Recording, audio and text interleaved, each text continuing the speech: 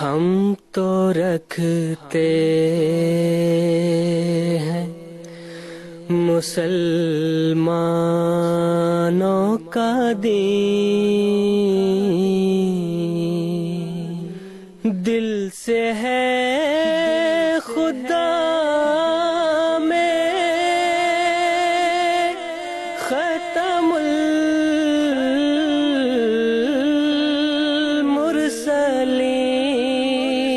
المرسلین، دل سے ہے خدا میں ختم المرسلین،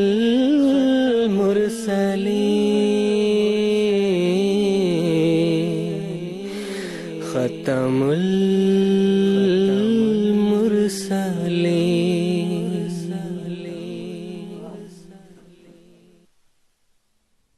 اور حقیقت کو حقیقت تھی۔ جی جزاکم اللہ تعالیٰ حسن جزا۔ اب آخر پر میں محترم مولانا محمد حمید کوثر صاحب کی طرف آتا ہوں اور آپ سے یہ سوال ہے کہ قرآن مجید کی یہ تعلیم ہے کہ دنیا میں جس قدر بھی انبیاء تشریف لائے ہیں ان پر ایمان لانا، اور اسی طرح جس قدر بھی اللہ تعالیٰ نے تعلیمات کتاب کی شکل میں نازل فرمائی ہیں ان پر ایمان لانا بھی ایک مسلمان کے لیے نہایت ہی ضروری ہے اور یہ ارکان ایمان میں شامل ہے۔ تو اس حوالے سے میں آپ سے اس کی مزید تفصیل اور وضاحت جاننا چاہتا ہوں۔ عرض کیا ہے کہ اللہ تعالیٰ نے سورہ بقرہ کے آخر میں فرمایا کل آمن باللہ و ملائکتہ و کتبہ و رسلہ لا نفرق بین احد من رسلہ، کہ اللہ پر ایمان لانا، فرشتوں پر ایمان لانا، کتبہ اس کی کتابوں پر ایمان لانا، یہ ایک مسلمان کے لیے ضروری ہے۔ اور پھر رسول کریم صلی اللہ علیہ وسلم نے ارکان ایمان جو بیان فرمایا اس میں یہ ان تؤمن باللہ و ملائکتہ و کتبہ و رسلہ، ہر جگہ کتبہ جمع کے معنوں میں آ رہا ہے۔ اگر کتاب کے معنی میں لیا جائے جیسا کہ عام طور پر مسلمان سمجھتے ہیں تو کتاب تو پھر صرف تورات ہی بنتی ہے اگر اسلام سے پہلے کی لیتے ہیں، یہاں لیکن کتب کا لفظ استعمال کیا جا رہا ہے جمع کا۔ اس کا مطلب ہے کہ جتنی تعلیمات وقتاً فوقتاً مختلف انبیاء کو اللہ تعالیٰ کی طرف سے ملتی رہیں، ہم ان سب پر ایمان لاتے ہیں جو اصل میں اللہ تعالیٰ کی طرف سے نازل ہوئی تھیں۔ ان کی موجودہ شکل پہ ہم ایمان نہیں لا سکتے ہیں۔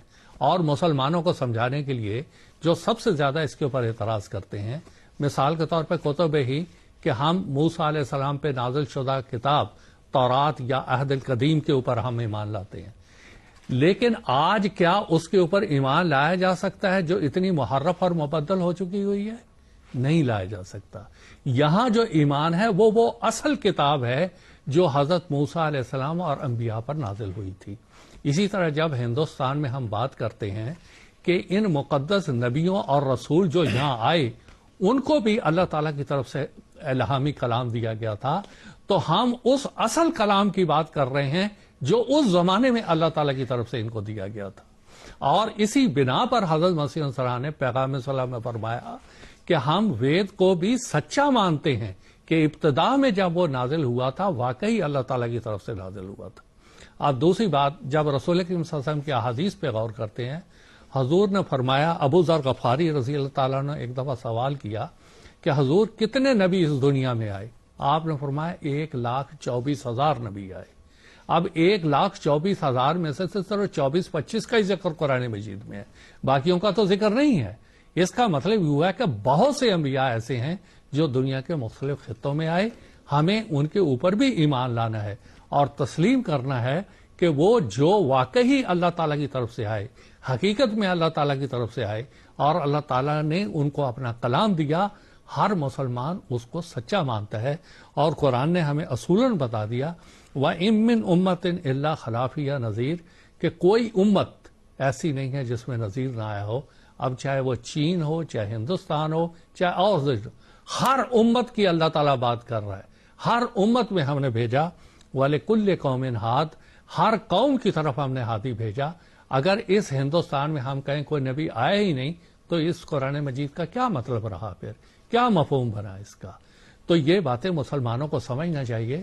ان میں سے بعض ایسے بڑے افسوس سے کہتا ہوں، بعض تنگ نظر مسلمان اور مولوی ایسے ہیں، جب حضرت مسیح علیہ السلام یا جماعت احمدیہ کہتی ہے کہ کہ کرشن اللہ کے نبی تھے، رام چندر اللہ کی طرف سے آئے ہوئے ایک ہادی تھے، اور یہاں پہ پیغمبر آتے رہے، ہادی آتے رہے، تو یہ جماعت کے خلاف ایک محاذ کھول لیتے ہیں اور مخالفت کا سلسلہ شروع کر دیتے ہیں۔ حالانکہ ہندوستان کے خود بزرگان، جو مسلمانوں کے بزرگان ہیں، جن کا ابھی میں نے پہلے بھی ذکر کیا، انہوں نے خود یہ بات کہی کہ ہندوستان میں بھی نبی آئے اور انہوں نے کرشن اور رام چندر کو انہی کے زمرے میں رکھا۔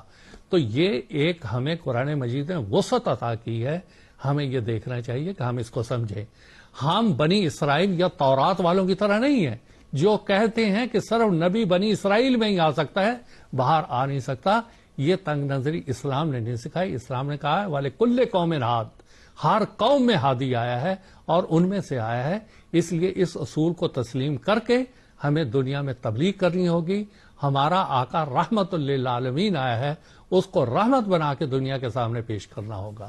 حضرت مسیح موعود علیہ السلام نے اس بارے میں ایک اصول بیان فرمایا قرآن کی بنیاد پر، وہ میں پڑھ کے سناتا ہوں۔ پس یہ اصول نہایت پیارا اور امن بخش اور صلح کاری کی بنیاد ڈالنے والا اور اخلاقی حالتوں کو مدد دینے والا ہے کہ ہم ان تمام نبیوں کو سچا سمجھ لیں جو دنیا میں آئے، خواہ ہند میں ظاہر ہوئے ہوں یا فارس میں یا چین میں یا کسی اور ملک میں، اور خدا نے کروڑہا دلوں میں ان کی عزت اور عظمت بٹھا دی اور ان کے مذہب کی جڑ قائم کر دی، اور کئی صدیوں تک وہ مذہب چلا آیا۔ یہی اصول ہے جو قرآن نے ہمیں سکھایا ہے۔ اسی اصول کے لحاظ سے ہم ہر ایک مذہب کے پیشوا کو، جن کے سوانح اس تعریف کے نیچے آ گئی ہیں، عزت کی نگاہ سے دیکھتے ہیں، کو وہ ہندوؤں کے مذہب کے پیشوا ہوں یا فارس کے مذہب کے یا چینیوں کے مذہب کے یا یہودیوں کے مذہب کے یا عیسائیوں کے مذہب کے۔ تحفہ کیسریہ اس میں حضرت صاحب نے بیان فرمایا ہے۔ تو ہم یہ یقین رکھتے ہیں قرآن مجید کی تعلیق کے مطابق کہ جہاں جہاں اللہ تعالیٰ کے ہادی، اللہ تعالیٰ کے نذیر آتے رہے، ہمیں ان کا پتہ ہے یا علم ہے یا نہیں ہے۔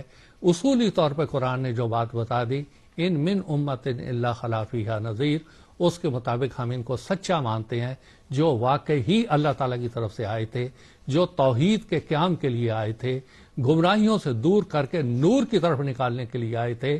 ہم ان کے اوپر ایمان لاتے ہیں، اور جو کلام ان کو واقعی اللہ تعالیٰ کی طرف سے دیا تھا، اب وہ موجود ہے یا نہیں ہے، ان کو ہم صحیح مانتے ہیں۔